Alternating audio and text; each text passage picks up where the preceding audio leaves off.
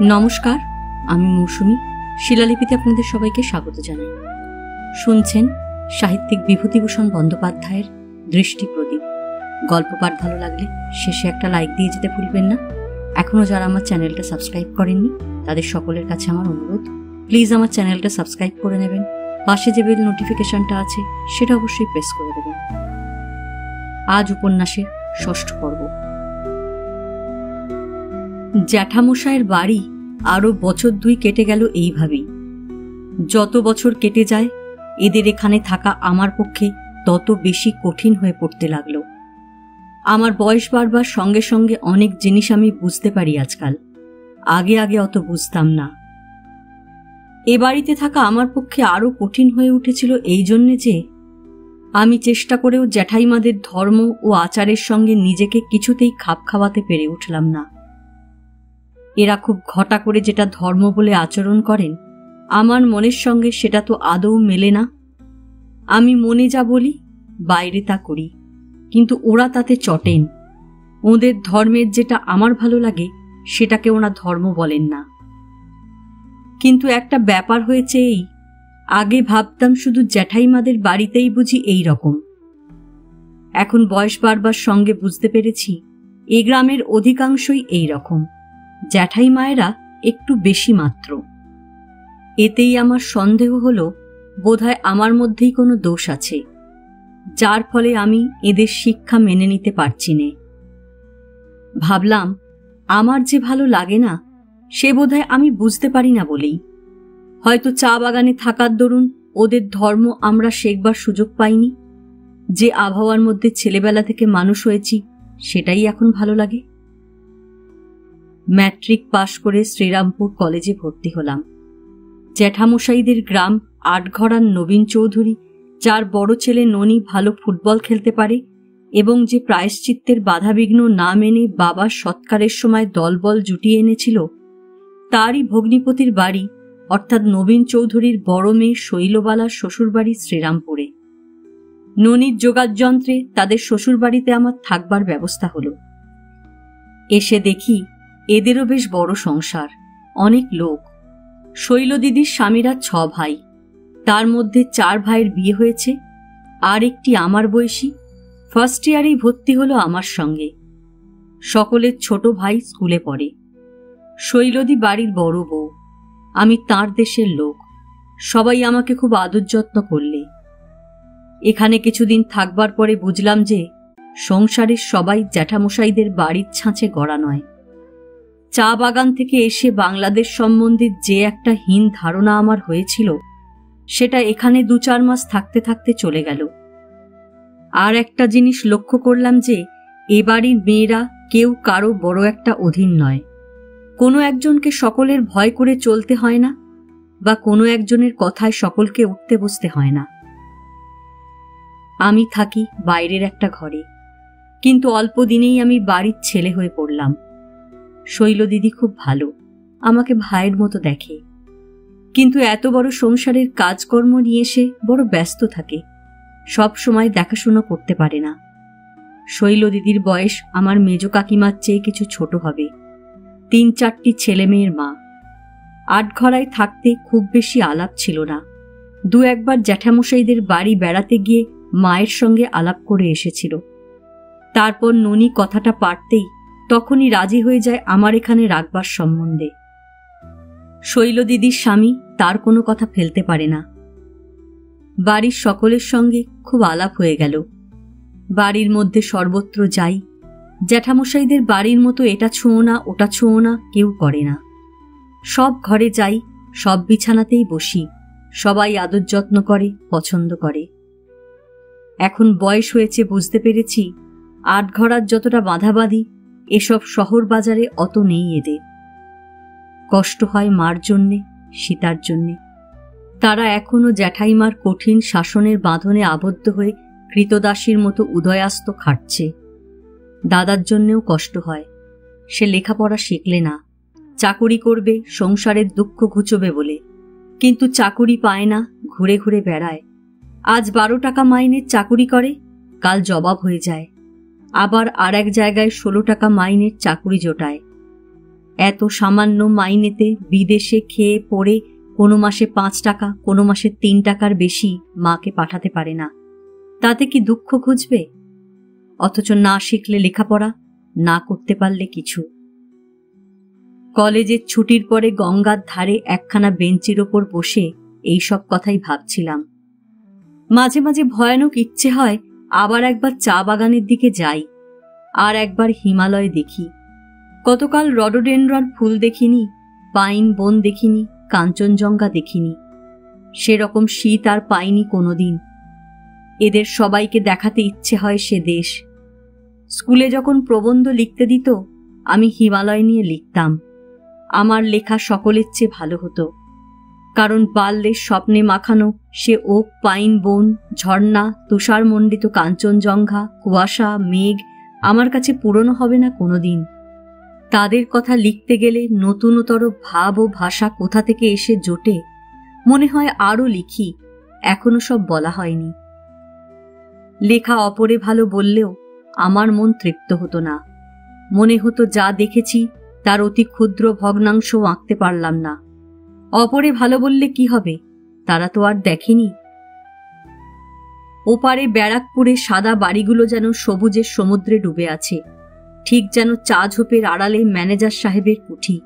লাল টালির ছাদ থাকলেই একেবারে চা বাগান। ওই দিকে চেয়েই তো রোজ বিকেলে আমার মনে হয় বাল্যের চা বাগানের সেই দিনগুলো। বাড়ি ফিরে গেলাম সন্ধ্যার পরে। চাকরকে ডেকে বললাম, লুলু, আলো দিয়ে যা। এমন সময় ভবেশ এলো। ভবেশ 2nd ইয়ারে পড়ে, খুব বুদ্ধিমান ছেলে, স্কলারশিপ নিয়ে পাশ করেছে। প্রথম দিনেই কলেজে এর সঙ্গে আলাপ হয়। ভবেশের দৈনন্দিন কাজ রোজ এসে আমার কাছে খ্রিস্টান ধর্মের নিন্দা করা। আমাকেও খ্রিস্টান ধর্মের কবল থেকে উদ্ধার করে নাকি হিন্দু করবেই। আজও সে আরম্ভ করলে, বাইবেলটা নিতান্ত বাজে, আজগুবি গল্প। খ্রিস্টান ইউরোপ এই সেদিনও রক্তে সারা দুনিয়া ভাসিয়ে দিলে গ্রেট ওয়ারে। কিসে তুমি ভুলেছ? রোজ যাও পিকারিং সাহেবের কাছে ধর্মের উপদেশ নিতে। ওরা তো তোমাকে খ্রিস্টান করতে পারলে বাঁচে। তাছাড়া আজ হিন্দুদের বল বৃদ্ধি করা আমাদের সবার কর্তব্য, এটা কি তোমার মনে হয় না? আমি বললাম, তুমি ভুল বুঝেছ ভবেশ। তোমাকে একদিনও বোঝাতে পারলাম না যে আমি খ্রিস্টান নই। খ্রিস্টান ধর্ম কি জিনিস আমি জানি নে। জানবার কৌতূহল হয়, তাই পিকারিং সাহেবের কাছে জানতে চাই। আমি যীশু খ্রিস্টের ভক্ত, তাকে আমি মহাপুরুষ বলে মনে করি। তার কথা আমার শুনতে ভালো লাগে, তার জীবন আমাকে মুগ্ধ করে। এতে দোষ কিসের আমি তো তা বুঝি নে। ও বটে, বুদ্ধ, চৈতন্য, কৃষ্ণ, রামকৃষ্ণ এরা সব ভেসে গেলেন। যীশুখ্রিস্ট হলো তোমার দেবতা। এরা কিসে ছোট তোমার যীশুখ্রিস্টের কাছে জিজ্ঞেস করি? কে বলেছে তাঁরা ছোট? ছোট কি বড় সে কথা তো উঠছে না এখানে। আমি তাদের কথা বেশি জানি নে, যতটুকু জানি তাতে তাদের শ্রদ্ধা করি। কিন্তু এও তো হয়, কেউ একজনকে বেশি ভালোবাসে আর একজনকে কম ভালোবাসে। তুমি যতই বোঝাও জিতেন, আমারও ভালো লাগে না। দেশের মাটির সঙ্গে যোগ নেই ওর। তোমার মতো চমৎকার ছেলে যে কেন বিপথে পা দিলে ভেবে ঠিক করতে পারিনি। তোমার লজ্জা করে না একথা বলতে যে রামকৃষ্ণ, বুদ্ধ, চৈতন্যর কথা কিছু জানো না, তাদের কথা জানতে আগ্রহ দেখাও না, অথচ রোজ যাও যীশুখ্রিস্টের বিষয় শুনতে? 100 বার বলবো তুমি বিপথে পা দিয়ে দাঁড়িয়েছ। কই একদিন গীতা পড়েছ? অথচ গসপেল পড়তে যাও পিকারিং সাহেবের কাছে। তোমাকে বন্ধু বলি তাই কষ্ট হয়, নইলে তুমি উচ্ছন্নে যাও না, আমি বলতে যাব কেন? ভবেশ চলে গেলে অনেক রাত পর্যন্ত কথাটা ভাবলাম।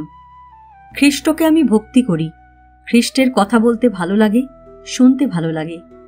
এতে দোষ আছে কিছু? মহাপুরুষের কি দেশ বিদেশ আছে? রাত্রে বাড়ির মধ্যে খেতে গিয়ে দেখি আর সকলের খাওয়া হয়ে গিয়েছে। ছোট বউ অর্থাৎ শৈল দিদির ছোট জায়ের রান্নার পালা ছিল এবেলা। তিনি হাঁড়ি কুড়ি নিয়ে বসে আছেন। আমি খেতে বসলাম, কিন্তু কেমন অস্বস্তি বোধ হতে লাগলো। শৈল দিদির এই ছোট জাকে আমি কি জানি কেন পছন্দ করিনি। মেজ বউ সেজ বউকে যেমন মেজদি সেজদি বলে ডাকি, ছোট বউকে এ পর্যন্ত কোনো কিছু বলে ডাকিনি। অথচ তিনি আমার সামনে বেরোন বা আমার সঙ্গে কথা বলেন। ছোট বউয়ের সঙ্গে আমার বয়স সমান হবে, এই 17-18। আমি যদিও আপনি বলে কথা বলি, বাড়ির সব মেয়েরা ও বউরা জানে যে ছোট বউয়ের সঙ্গে আমার তেমন সদ্ভাব নেই। কেন আমি তাকে ছোট দিদি বলে ডাকিনি, শৈল দিদি এ নিয়ে কতবার বলেছে, কিন্তু আমার যা ভালো লাগে না তা আমি কখনো করিনি। সেদিন এক ব্যাপার হয়েছে। খেয়ে উঠে অভ্যাস মতো পান চেয়েছি, কাউকে বিশেষ করে সম্বোধন করে নয়, যেন দেওয়ালকে বলছি এইভাবে। ছোট বউ আধ ঘোমটা দিয়ে এসে পান আমার হাতে দিয়ে গেলেন। আমার কেমন একটা অস্বস্তি বোধ হলো, কেন জানি নে। অন্য কারুর বেলা আমার তো এমনি অস্বস্তি বোধ হয় না। পান দেবার সময় তার আঙুলটা আমার হাতে সামান্য ঠেকে গেল। আমি তাড়াতাড়ি হাত টেনে নিলাম। আমার সারা গা কেমন শিউরে উঠল। লজ্জা ও অস্বস্তিতে মনে হলো পান আর কখনো এমনভাবে চাইব না। মেজদি কি শৈলদির কাছে গিয়ে চেয়ে নেব। সেই দিন থেকে ছোট বউকে আমি এড়িয়ে চলি। মাস কয়েক কেটে গেল, শীত পড়ে গিয়েছে। আমি দোতলার ছাদে একটা নিরিবিলি জায়গায় রোদে পিঠ দিয়ে বসে জ্যামিতির আঁক কষছি। সেজদি হাসতে হাসতে ছাদে এসে বললেন, জিতু এসো, তোমায় ওরা ডাকছে। আমি বললুম, কে ডাকছে সেজদি? সেজদির মুখ দেখে মনে হলো কি একটা মজা আছে। উৎসাহ ও কৌতূহলের সঙ্গে পেছনে পেছনে গেলাম। দোতলার ওদিকের বারান্দাতে সব মেয়েরা জড়ো হয়ে হাসাহাসি করছে।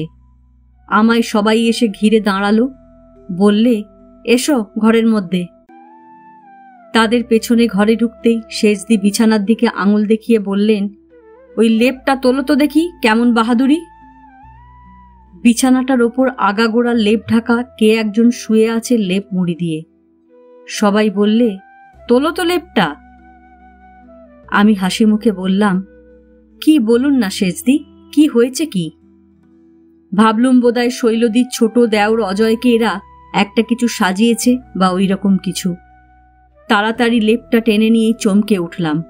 লেপের তলায় ছোট বউ ঠাকুরুন, মুখে হাসি টিপে চোখ বুজে শুয়ে। সবাই খিলখিল করে হেসে উঠল। আমি লজ্জায় লাল হয়ে তাড়াতাড়ি ঘরের বার হয়ে গেলাম। বারে, এ কি কাণ্ড ওদের! কেন আমায় নিয়ে এরকম করা? তাছাড়া ছি, না, ও কি কাণ্ড! ছোট বউ ঠাকুরুন স্বেচ্ছায় এই ষড়যন্ত্রের মধ্যে আছেন নিশ্চয়। আমার রাগ হলো তাঁর ওপরে। এর দিন দুই পরে আমি আবার নিজের ঘরে একা বসে আছি। এমন সময় হঠাৎ ছোট বউ ঠাকুরুনকে দোরের কাছে দেখে অবাক হয়ে গেলাম। তিনি আমার ঘরে কখনো আসেননি এ পর্যন্ত, কিন্তু তিনি যেমনি এলেন তেমনি চলে গেলেন।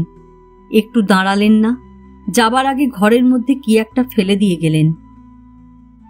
আমি বিস্মিত হয়ে তুলে দেখলাম একখানা ভাঁজ করা ছোট কাগজ, একখানা চিঠি, ছোট্ট চিঠি, দু কথায়। সেদিন যা করে ফেলেছি সেজন্য আপনার কাছে মাপ চাই। আমি নিজের ইচ্ছেতে কিছু করিনি, দলে পড়ে করেছি। কদিন ধরে ভাবছি আপনার কাছে মাপ চাইব, কিন্তু লজ্জায় পারিনি। আমি জানি আপনার মন অনেক বড়, আপনি ক্ষমা করবেন। পত্রে কোনো নাম নেই। আমি সেখানা বারবার পড়লাম, তারপর টুকরো টুকরো করে ছিঁড়ে ফেললাম। কিন্তু টুকরোগুলো ফেলে দিতে গিয়ে কি ভেবে আমার একটা ছোট্ট মানিব্যাগ ছিল, তার মধ্যে রেখে দিলাম। সেদিন থেকে আমার কি হলো, আমি একা থাকলেই ছোট বউ ঠাকুরনের কথা ভাবি। কিছুতেই মন থেকে আমি তার চিন্তা ছাড়াতে পারিনি। 2-5 দিন করে হপ্তাখানেক কেটে গেল। আমি বাড়ির মধ্যে তেমন আর যাইনি। অত্যন্ত ভয়, পাছে একা আছি এমন অবস্থায় ছোট বউ ঠাকুরনের সঙ্গে দেখা হয়ে যায়। ছোট বউয়ের রান্নার পালার দিন আমি সকাল সকাল খেয়ে নিই, যখন অনেক লোক রান্নাঘরে থাকে। যা যখন দরকার হয় শৈলদি কি সেজদির কাছে চাই। ওদের গলা না শুনতে পেলে বাড়ির মধ্যে যেতে সাহস হয় না। সেজদি একদিন বললেন, জিতু, তুমি কলেজ থেকে এসে খাবার খাওয়া ছেড়ে দিলে নাকি? বিকেলে তো বাড়ির মধ্যে থাকোই না, আসোই না, কোথাও থেকে খেয়ে আসো বুঝি? আমি জানি বিকেলের চা খাবার প্রায় ছোট বউ তৈরি করেন, আর সে সময় বড় একটা কেউ সেখানে থাকে না, যে যার খেয়ে চলে যায়। ইচ্ছে করেই বিকেলে চা খেতে যাইনি, পয়সা যেদিন থাকে স্টেশনের দোকান থেকে খেয়ে আসি। শীত কেটে গেল, বসন্ত যায় যায়। আমার ঘরের জানলার ধারে বসে পড়ছি। হঠাৎ জানলার পাশের দরজা দিয়ে ছোট বউ ঠাকরুন কোথা থেকে বেরিয়ে এসে বাড়ি ঢুকছেন, সঙ্গে শৈলদীর ছেলে কালো। তিনি আমায় দেখতে পাননি। আমি অপলকে খানিকক্ষণ চেয়ে রইলাম তাঁর দিকে। তাকে যেন নতুন রূপে দেখলাম। আরও কতবার দেখেছি, কিন্তু আজ দেখে মনে হলো এ চোখে আর কখনো দেখিনি তাকে। তার কপালের অমন সুন্দর গড়ন, পাশের দিক থেকে তার মুখ যে অমন সুশ্রী দেখায়, ভুরু ও চোখের অমন ভঙ্গি, এসব আগে তো লক্ষ্য করিনি। যখন কেউ দেখে না তখন তার মুখের কি অদ্ভুত ধরনের ভাব হয়। তিনি বাড়ির মধ্যে ঢুকে যেতেই আমার চমক ভাঙল। বই খুলে রেখে দিলাম, পড়ায় আর মন বসল না। সম্পূর্ণ অন্যমনস্ক হয়ে গেলাম। কি একটা কষ্ট হতে লাগলো বুকের মধ্যে, যেন নিঃশ্বাস প্রশ্বাস আটকে আসছে। মনে হলো চুপ করে বসে থাকতে পারবো না, এক্ষুনি ছুটে মুক্ত বাতাসে বেরুতে হবে। সেই রাত্রে আমি তাকে চিঠি লিখতে বসলাম। চিঠি লিখে ছিঁড়ে ফেললাম, আবার লিখে আবার ছিঁড়লাম। সেদিন থেকে তাকে উদ্দেশ্য করে চিঠি লেখা যেন আমার কলেজের টাস্কের সামিল হয়ে দাঁড়ালো। কিন্তু লিখি আর ছিঁড়ে ফেলি। দিন 15 পরে ঠিক করলাম আজ চিঠি দেবই। সেদিন বেলা 1:30টার মধ্যে কলেজ থেকে ফিরে এলাম। গ্রীষ্মের দুপুর, সবাই ঘুমুচ্ছে। আমি বাড়ির মধ্যে ঢুকলাম। সিঁড়ির পাশে দোতলায় তার ঘর। তিনি ঘরে বসে সেলাই করছিলেন। আমি সাহস করে ঘরে ঢুকে চিঠি দিতে পারলাম না।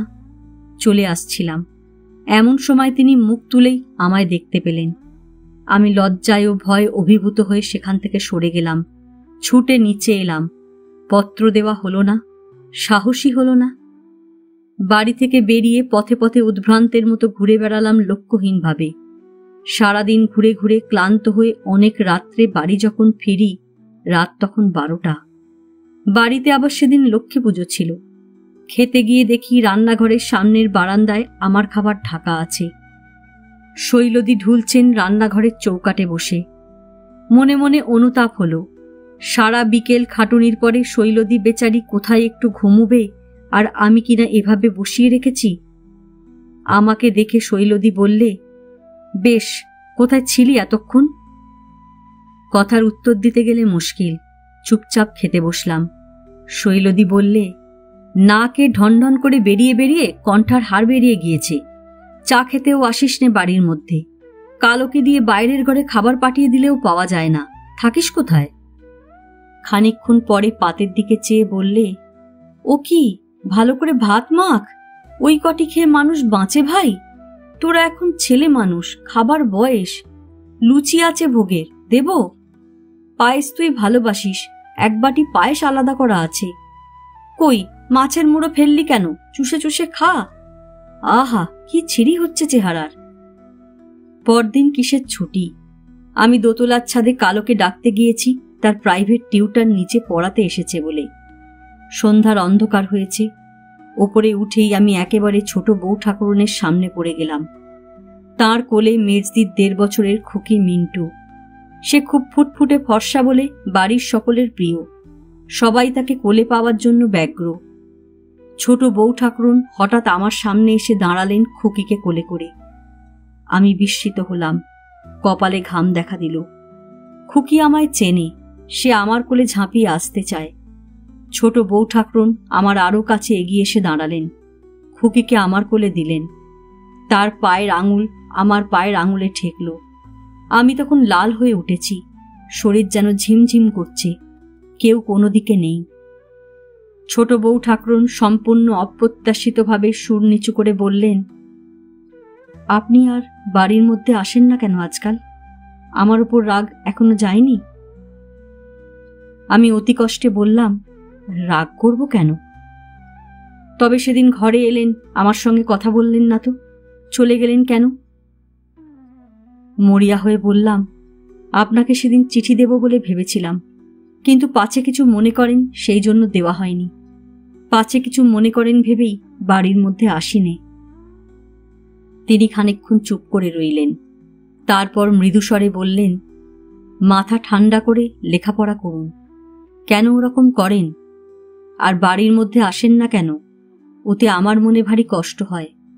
যেমন আসতেন তেমনি আসবেন বলুন। আমায় ভাবনার মধ্যে ফেলবেন না ওরকম।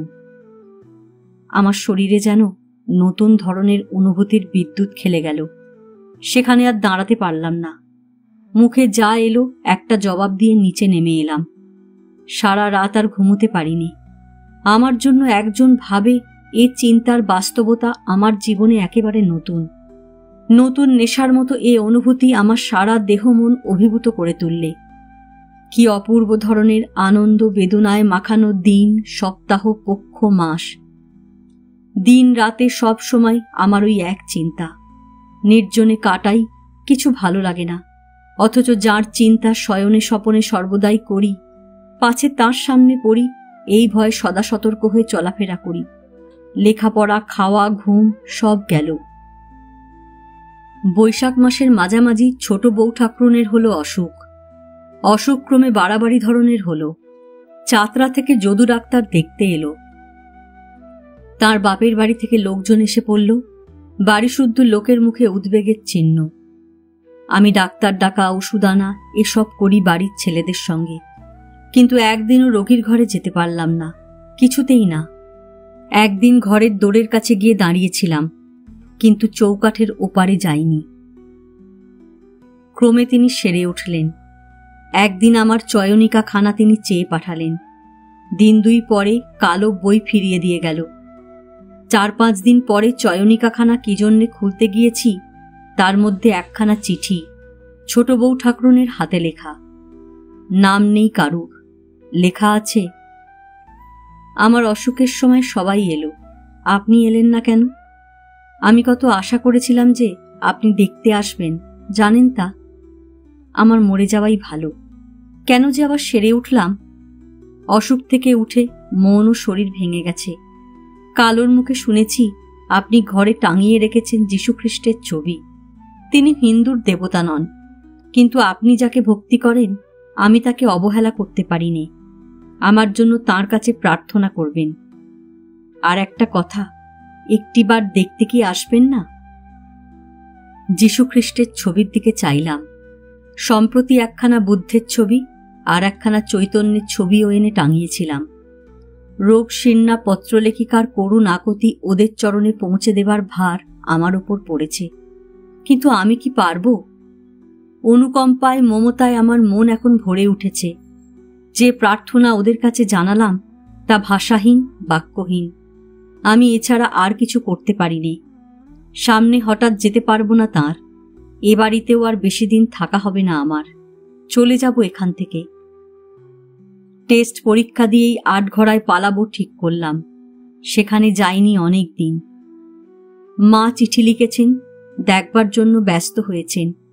আমার সেখানে যেতে ইচ্ছে হয় না, শুধু জ্যাঠাইমাদের ব্যবহারের জন্য। গেলেই মায়ের দুঃখ দেখতে হবে। দাদা এক বাতাসার কারখানায় চাকরি পেয়েছে, মাসে কিছু টাকা অতি কষ্টে পাঠায়। সীতা বড় হয়ে উঠল, তারই বা কি করা যায়? দাদা একাই বা কি করবে? পিকারিং সাহেব আমার হাতে গীতা দেখে একদিন বললেন, তুমি এসব পড়ো নাকি? বাইবেল কি তোমার সকল আধ্যাত্মিক অভাব পূর্ণ করে না? আমি বললাম, পড়ে দেখতে কি দোষ আছে সাহেব?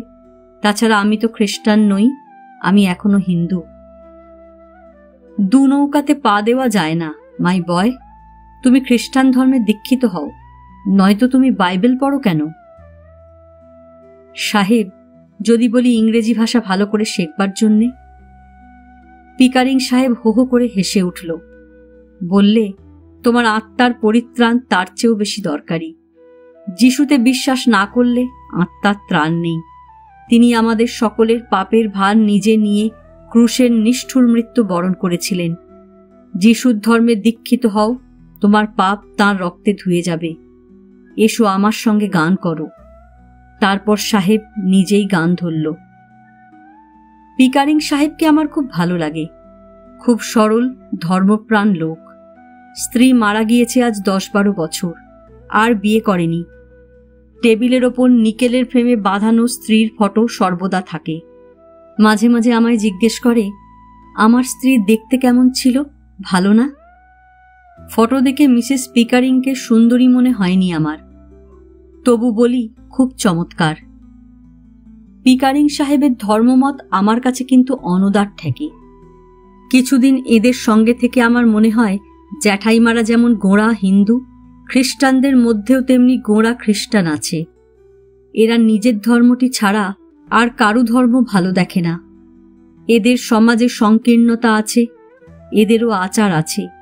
বিশেষত একটা নির্দিষ্ট ধরনের ঈশ্বরের উপাসনা না করলে উপাসনা ব্যর্থ হলো এদের মতে। একখানা কি বইয়ে একবার অনন্ত নরকের গল্প পড়লাম। শেষ বিচারের দিন পর্যন্ত পাপীরা সেই অনন্ত নরকের অনন্ত আগুনের মধ্যে জ্বলবে পড়বে। খ্রিস্ট ধর্মের দীক্ষিত হবার আগেই যদি কোনো শিশু মারা যায়, তাদের আত্মাও যাবে অনন্ত নরকে। এসব কথা প্রথম যেদিন শুনেছিলাম আমাকে ভয়ানক ভাবিয়ে তুলেছিল। তারপর মনে হলো, কেন, যিশু কি এতই নিষ্ঠুর? তিনি পরিত্রাণের দেবতা, তিনি সকল পাপীকেই কেন পরিত্রাণ করবেন না? যে তাকে জানে, যে তাকে না জানে, সবাইকে সমান চোখে তিনি কেন না দেখবেন? তার কাছে খ্রিস্টান ও অখ্রিস্টানের প্রভেদ থাকবে কেন? বরং যে অজ্ঞানান্ধ, তার প্রতি তার অনুকম্পা বেশি হবে। আমার মনের সঙ্গে এই খ্রিস্টের ছবি খাপ খায়। তিনি প্রেমময় মুক্ত মহাপুরুষ, তার কাছেও ধর্মের দলাদলি থাকে কখনো? যে দেশের, যে ধর্মের, যে জাতিরই হোক, তিনি সবারই। যে তাকে জানে তিনি তাঁর, যে না জানে তিনি তাঁরও। একদিন গঙ্গার ধারে বেঞ্চির ওপরে বসে জনকতক লোক গল্প করছে। শুনলাম বড়নগরে কুঠির ঘাটের কাছে একটা বাগান বাড়িতে একজন বড় সাধু এসেছেন, সবাই দেখতে যাচ্ছে। 2-1 দিনের মধ্যে একটা ছুটি পড়ল। বেলুড়ে নেমে গঙ্গা পার হয়ে কুঠির ঘাটের বাগান বাড়ি খোঁজ করে বার করলাম। বাগান বাড়িতে লোকে লোকারণ্য, সকলেই সাধুজির শিষ্য, মেয়েরাও আছে। ফটকের কাছে একজন দাড়িওয়ালা লোক দাঁড়িয়েছিল। আমি ফটকের কাছে গিয়ে আমার আসার উদ্দেশ্য বলতেই লোকটা 2 হাতে আমার গলা জড়িয়ে ধরে বললে, ভাই এসো এসো, তোমাকে নেওয়ার জন্যই যে আমি এখানে দাঁড়িয়ে আছি। আমি পছন্দ করি নে যে কেউ আমার গলা জড়িয়ে ধরে। আমি ভদ্রভাবে গলা ছাড়িয়ে নিলাম। লোকটা আমায় বাগানের মধ্যে নিয়ে গেল।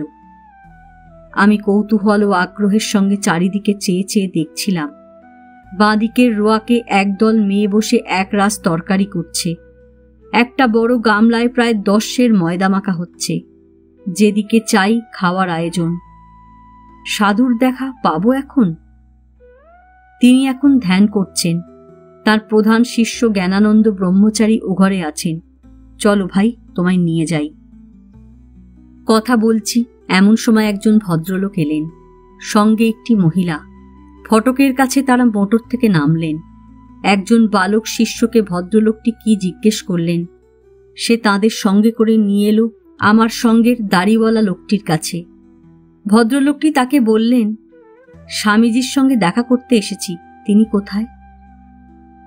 কোথা থেকে আসছেন আপনারা? ভবানীপুর এলগিন রোড থেকে। আমার নাম বিনয়ভূষণ মল্লিক। দাড়িওয়ালা লোকটির শরীরের ইস্ক্রুপ কবজা যেন সব ঢিলে হয়ে গেল হঠাৎ। সে 3 ভাগে ভেঙে হাত কচলে বললে, আগে আসুন আসুন, বুঝতে পেরেছি, আসুন, এই সিঁড়ি দিয়ে আসুন, আসুন মা লক্ষ্মী। আমি বিস্মিত হলাম। এই যে বললে সাধুজি ধ্যানে বসেছেন, তবে ওরা গেলেন যে?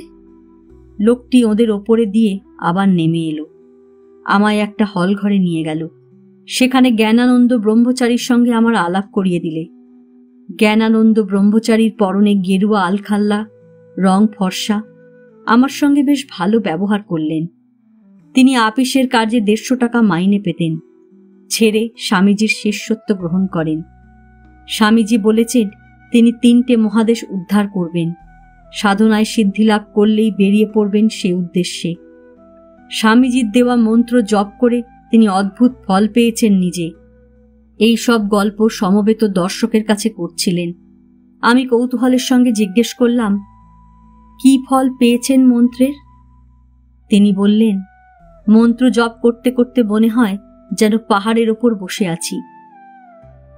স্বামীজি বলেন, এ একটা উচ্চ অবস্থা। আমি আরো আগ্রহের সুরে বললাম, আর কিছু দেখেন? তিনি বললেন, জ্যোতির্দর্শন হয় মাঝে মাঝে। সে কি রকম? দুই ভুরুর মাঝখানে একটা আগুনের শিখার মতো দীপ্তি দেখতে পাই। আমি হতাশ হলাম। আমি নিজে তো কত কি দেখি, এরা তো সেসব কিছু দেখে বলে মনে হয় না। এরা আর কতটুকু দেখেছে তাহলে? পাহাড়ের ওপর বসে আছি এই দেখলেই বা কি হলো? ভুরুর মধ্যে আগুনের শিখা দেখলেই বা কি? শুনলাম বেলা 6টার পরে স্বামীজির দেখা পাওয়া যাবে।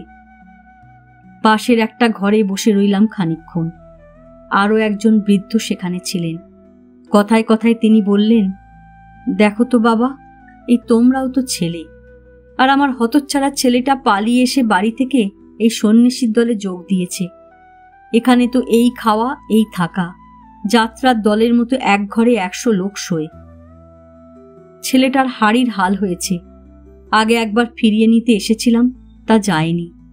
এবার আমি আসছি শুনে কোথায় পালিয়েছে হতভাগা। আহা, কোথায় খাচ্ছে, কি হচ্ছে? এদিকে বাড়িতে ওর মা অন্ন জল ছেড়েছে। এই সন্ন্যাসীর দলই তাকে সরিয়ে রেখেছে কোথায়। আজ 3 দিন এখানে বসে আছি, তা ছোঁড়া এলো না। এরা তলায় তলায় তাকে খবর দিচ্ছে। আবার আমার ওপর এদের রাগ কি? বলছে, ছেলে তোমার মুক্তির পথে গিয়েছে, বিষয়ের কীট হয়ে আছো তুমি, আবার ছেলেটাকে কেন তার মধ্যে ঢোকাবে? শোনো কথা, ওদের এখানে বিনি পয়সার চাকর হাতছাড়া হয়ে যায় তাহলে যে। আমায় এই মারে তো ওই মারে, 2 বেলা অপমান করছে। কোথা থেকে আপনার ছেলে এদের দলে এলো? এই সন্ন্যাসীর দল গেছিল আমাদের মাদারীপুরে। খুব কীর্তন করে ভিক্ষে করে শিষ্য সেবক তৈরি করে বেড়ালো কদিন। সেখান থেকে ছেলেটাকে ফুসলে নিয়ে এসেছে। পয়সা হাতে থাকতো আমার, তো বেটারা খাতির করত। এখানে খেতে দেয় না, ওই বাজারের হোটেল থেকে খেয়ে আসি। একটু এই দালানটাতে রাত্রে শুয়ে থাকি, তাও 2 বেলা বলছে বেরো এখান থেকে। ছোড়াটা ফিরে আসবে সেই আশায় আছি। স্বামীজির সঙ্গে দেখা হলো না, দেখার ইচ্ছেও আর ছিল না। সন্ধ্যার পরে স্টিমারে পার হয়ে বেলুড়ে এলাম। মনে কত আশা নিয়ে গিয়েছিলাম ওবেলা। মানুষের সঙ্গে মানুষের ব্যবহার যেখানে ভালো নয়, সেই জ্যাঠাইমাদের বাড়ির গোপীনাথ জিউয়ের পুজোর সময় যা দেখেছি, হিরু ঠাকুরের প্রতি তাদের ব্যবহার যা দেখেছি, সেই সব একই যেন। দিন 2 পরে ছোট বউ ঠাকুরনের বাপের বাড়ি থেকে বড় ভাই তাকে নিতে এলো। আমার সঙ্গে 10-15 দিন দেখা হয়নি। ভাবলুম যাবার সময় একবার দেখা করবই। দুপুরের পরে ঘোড়ার গাড়িতে জিনিসপত্র ওঠানো হচ্ছে। আমি নিজের ঘরের জানলা দিয়ে দেখছি আর ভাবছি, উঠবার সময় গাড়ির কাছে গিয়ে দাঁড়াবো না ওপরে গিয়ে দেখা করে আসব। পায়ের শব্দে পেছনে চেয়ে দেখি ছোট বউ ঠাকুরন দোরের কাছে দাঁড়িয়ে, রোগশীর্ণ মুখে, হাতায় লাল পাড় বসানো ব্লাউজ গায়ে, পরনে লাল পাড় শাড়ি। আমি থতমত খেয়ে বললাম, আপনি আসুন এই টুলটাতে। তিনি মৃদু সহজ সুরে বললেন, খুব তো এলেন দেখা করতে। আমি এক্ষুনি যাচ্ছিলাম, আপনি এলেন তাই, নইলে। ছোট বউ ঠাকুরন ম্লান হেসে বললেন, না, নিজেই এলাম। আর আপনার সঙ্গে কি দেখা হবে? আপনি তো পরীক্ষা দিয়ে চলে যাবেন, বিয়ে পড়বেন না। আমি একটু ইতস্তত করে বললাম, ঠিক নেই, এখানে হয়তো আর আসবো না। তিনি বললেন, কেন আর এখানে আসবেন না? আমি কোনো কথা বললাম না। দুজনেই খানিকক্ষণ চুপচাপ। তারপর তিনি আমার কাছে এগিয়ে এসে মৃদু অনুযোগের সুরে বললেন, আপনার মতো ছেলে যদি কখনো দেখেছি, আগে যদি জানতাম, তবে সেবার আপনাকে নিয়ে যে ওরা ঠাট্টা করেছিল আমি তার মধ্যে যাই। এখন সে কথা মনে হলে লজ্জায় ইচ্ছে হয় গলায় বুটি দিয়ে মরি। তারপর গভীর স্নেহের সুরে বললেন, না, ওসব পাগলামি করে না, আসবেন এখানে। কেন আসবেন না? ছি। দরজার কাছে গিয়ে বললেন, না এলে বুঝবো আমায় খুব ঘেন্না করেন, তাই এলেন না। আজ এ পর্যন্তই। উপন্যাসের 7ম পর্ব নিয়ে অন্যদিন আসব। গল্প পাঠ ভালো লাগলে লাইক, শেয়ার, কমেন্টস করতে ভুলবেন না। আজকের মতো নমস্কার।